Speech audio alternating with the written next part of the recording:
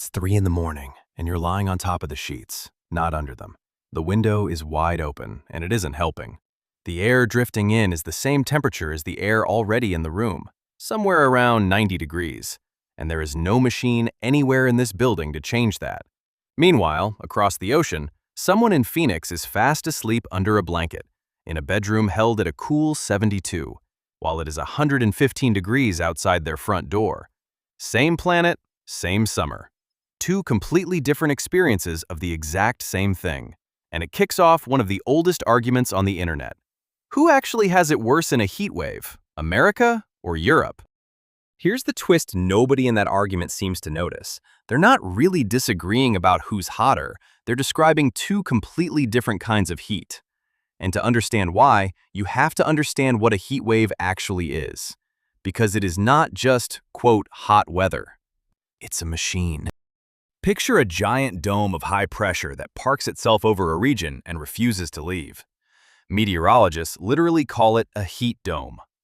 Under high pressure, air sinks, and as air sinks, it gets squeezed by the atmosphere above it, and squeezed air heats up. Physicists call this adiabatic warming, and it happens with no sunlight required at all. The air is warming simply because it's being compressed on the way down. Now stack the sun on top of that. High pressure also means clear skies, no clouds, nothing to block the sunlight, so it pours straight onto the ground. The ground bakes, then radiates that heat back up into an atmosphere that's already sinking and warming and trapping it. It's an oven with the lid closed and the door held shut, and every day it runs, it gets a little hotter than the day before. But a heat dome that lasts 2 days is just a warm weekend. The reason a heat wave becomes a heat wave is a river of wind 5 miles above your head, the jet stream. Normally it rips west to east in a fairly straight line, shuffling weather systems along so nothing sits still for long. But sometimes the jet stream gets lazy and starts to wobble, buckling into enormous loops that scientists call Rossby waves. And when one of those loops locks into a shape they nickname an omega block because it looks like the Greek letter omega, everything underneath it just stops moving. The heat dome that should have drifted away in a day instead sits over the same cities for a week, 2 weeks, sometimes longer. Nothing is coming to save you because the thing that carries the weather away has parked. So that's the engine. Now here's where America and Europe split apart because they don't get their heat from the same place. Europe's heat has a birthplace, and it's not in Europe. It's the Sahara. When the pressure systems line up just right, a plume of scorching air lifts off the largest hot desert on Earth and rides north across the Mediterranean. Forecasters in Britain have a name for it, the Spanish plume. A high-pressure system parked near the Azores Islands acts like a pump, dragging that African air up over Spain, over France, sometimes all the way to London. Europe, in other words, is getting a delivery. The desert is mailing its heat north. America mostly grows its own. The great heat domes build over the deserts of the Southwest and the wide open plains, cooking in place under that sinking, clear sky high pressure. And off the Atlantic coast, a system called the Bermuda High does something sneakier. It sweeps thick, wet air up from the Gulf of Mexico and shoves it across the eastern half of the country. Hold that detail, because that moisture is about to decide this entire argument. But first, a fact that breaks most people's mental map of the world. Europe is much, much farther north than it feels. Rome sits farther north than New York City. Madrid is roughly level with New York. London lines up with Calgary in Canada. By all rights, a lot of Europe should be cold. The only reason it isn't is the ocean. The Atlantic and the warm current running through it act like a giant thermostat, hauling mild sea air over the continent and smoothing out its extremes. Europe is a naturally moderate, mild summer place, which is exactly why, when that Saharan plume overrides the thermostat, it feels like such a violation. The continent simply isn't built for it.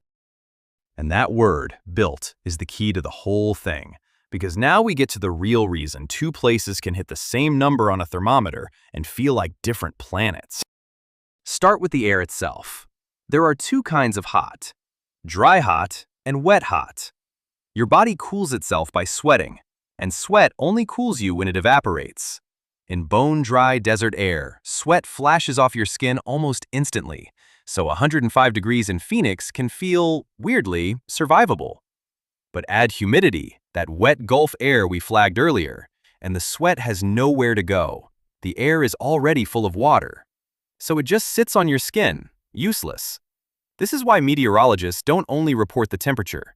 They report the heat index, the feels-like number.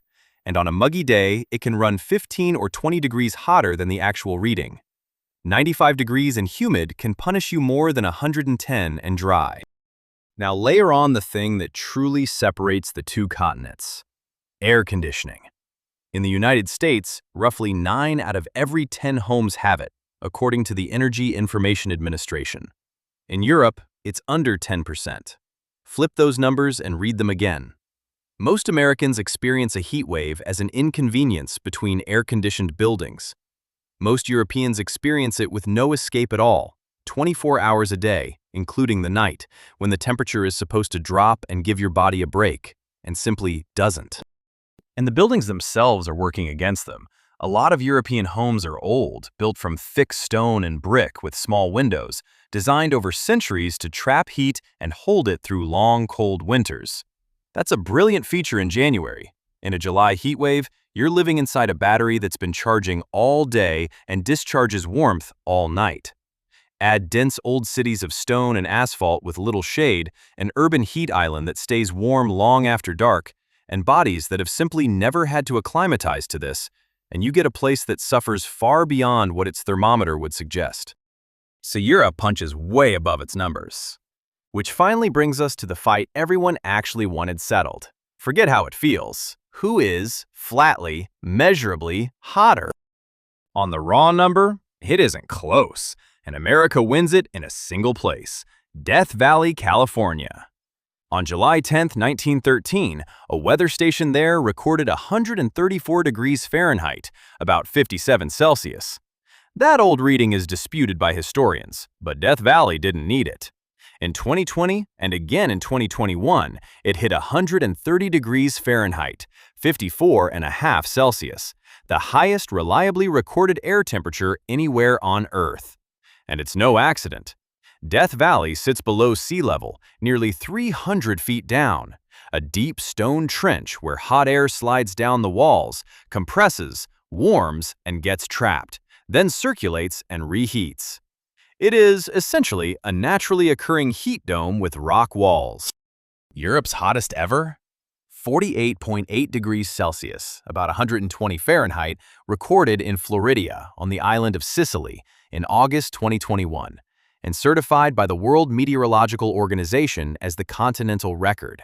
A staggering, brutal number, and still a full 10 degrees Fahrenheit short of what one valley in California does on a bad Tuesday. So who's hotter, America or Europe? Now you know it's a trick question. If you mean the number on the thermometer, America wins, and it isn't remotely close, because it owns the hottest spot on the planet. But if you mean the heat that seeps into a stone bedroom with no air conditioning at 3 in the morning and refuses to let you sleep, then the smaller number can be the crueler one. The desert has the record, but the record was never really the question. The question was always which heat you'd have to survive with the windows open, and that one you get to answer yourself.